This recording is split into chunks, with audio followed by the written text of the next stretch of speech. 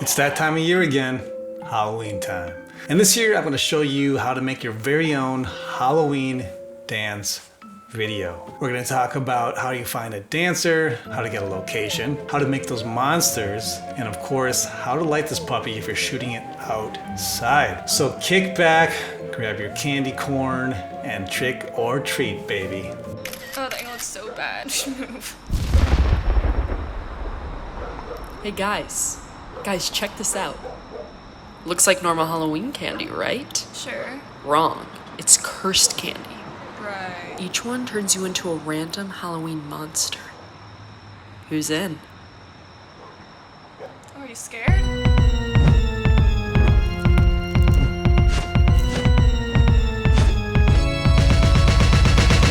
Trick or treat, smell my feet, give me something good to eat. If you don't, we don't care. We'll pull down your underwear and eat your brains and drink your blood. So be afraid. This is my monster squad. This is my monster squad. This is my monster squad. This is my monster squad.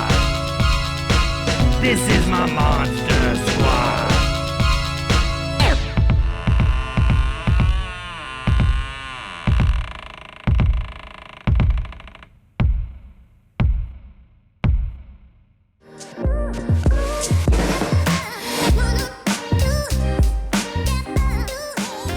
So first things first, you're not going to be able to make a dance video if you don't have dancers. And in this particular dance video that I did, we have three. We've got Kyleen, Annika, and Kylie. And truth be told, I actually knew Kyleen and Kylie from before, but Annika I found on Instagram. And Instagram is a great place to find dancers, and it's really easy to do. What I do is I go to the search and I type in the hashtag dancers of LA or LA dancers. And when I do that, boom, a ton of results pop up. And this is how I found Annika. She came up, I went to her profile, checked out a couple of her dance vids, and I liked her style, reached out to her via direct message, and she was in. Now, of course, not everybody lives in Los Angeles. If you live somewhere else, you're gonna wanna replace Los Angeles with the name of your city or town. So, for example, if you live in Chicago, you would put Chicago dancers or hashtag dancers of Chicago. And if you do this, a ton of results should pop up. And all you need to do is find someone that you like and send them a message. And usually what I say is, hey, I found your dance videos on Instagram and I really like them. I'd love to do a dance video with you. Would you be open to a collaboration? And more than likely they will say yes. Why will they say yes? Well, that's easy. Dancing is a visual medium, and dancers are always looking for ways to show people their skills and their dance moves. And especially if it's a skilled filmmaker, they're gonna wanna collaborate so they can have that really nice piece for their portfolio and for their social media profiles. So all you need to do is look someone up on Instagram, reach out to them, let them know what you're doing, and seal the deal. All right, let's talk about how we made those monsters. Now, in my original treatment for this project, I had 5 different monsters.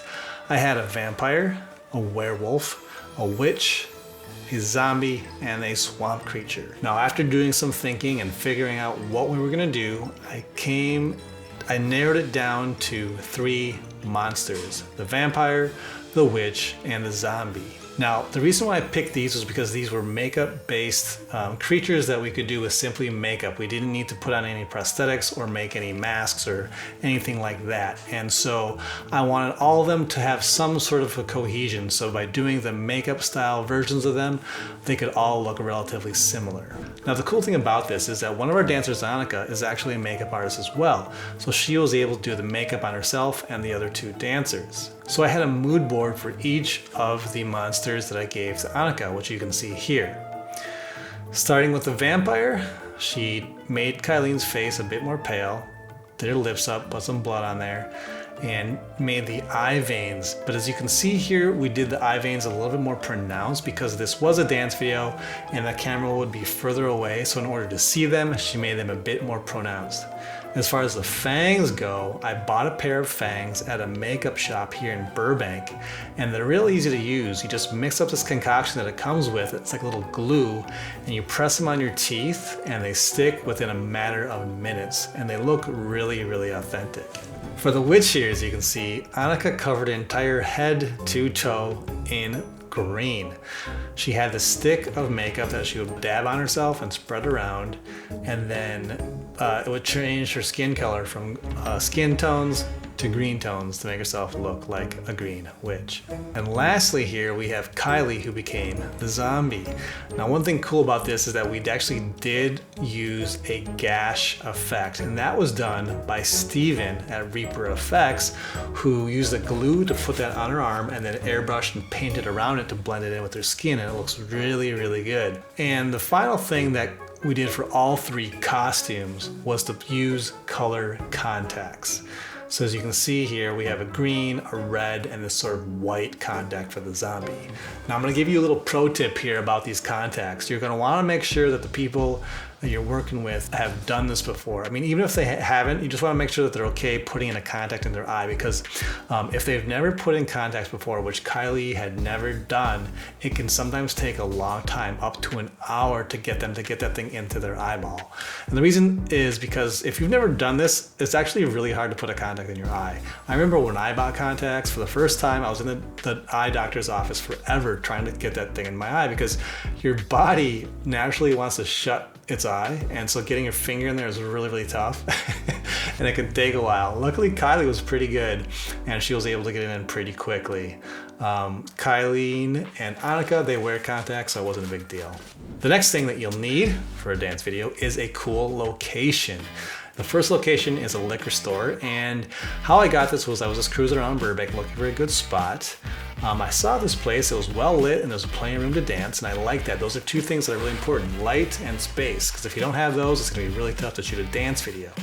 So the night before, I went there, walked inside, I chit-chat with the owner. I just said, hey, do you mind if I film outside? I didn't tell him I was doing a dance video, but I just want to gauge his level, and he didn't seem to mind. So the next night when we came, we were shooting for a while, but then after a while, he came out and said we couldn't shoot there. He wanted to see a permit.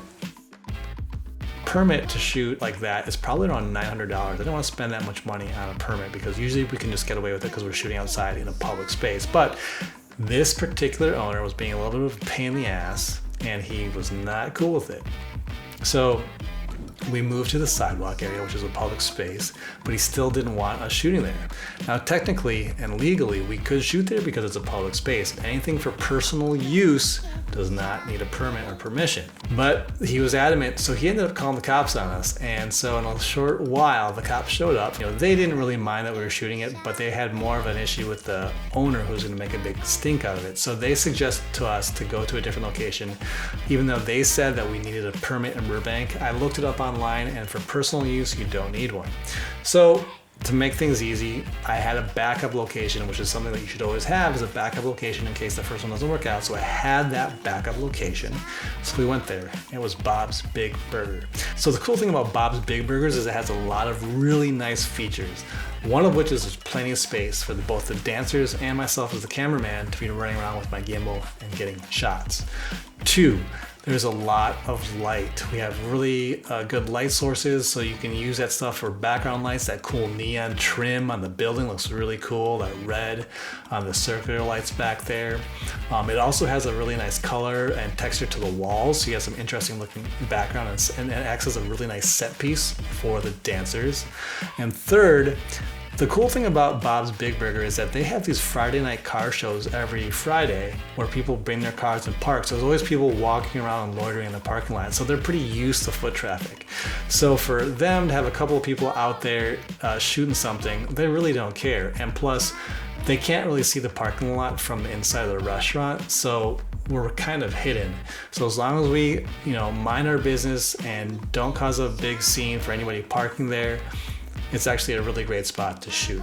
The only caveat is if someone does park and blocks where you want to shoot, well, now you're gonna have to wait for them to leave to continue your shoot. But of course, that is the fun of independent filmmaking. And of course, last but not least, let's talk about how we lit this thing. And as I mentioned already, Bob's Big Burgers has a lot of great light. However, we were using the light as a background light and we needed something to light them from the front. So we were using 2 RGB light panels, which were really cool. And the reason why is because they not only are a white light, so just like normal lighting, they could also turn them into different colors, which we used to indicate the transformation for each of the monster characters. We assigned them each their own light, which gave a really cool, fun effect. So this is the website where you can actually order these lights from. We mounted ours onto a simple, very lightweight light stand and used it as a boom pole so we could extend the lights up and at an angle. So when we were shooting the final group dance shot, we were able to light from both sides at a nice angle.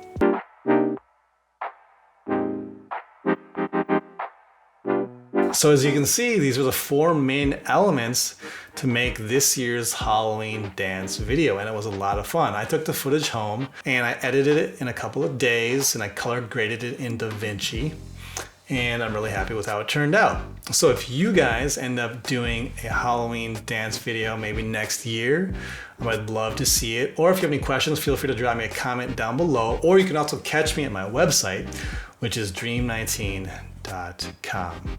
All right, guys, I hope you have a fun and real spooky Halloween. Keep dreaming, and we'll see you next time.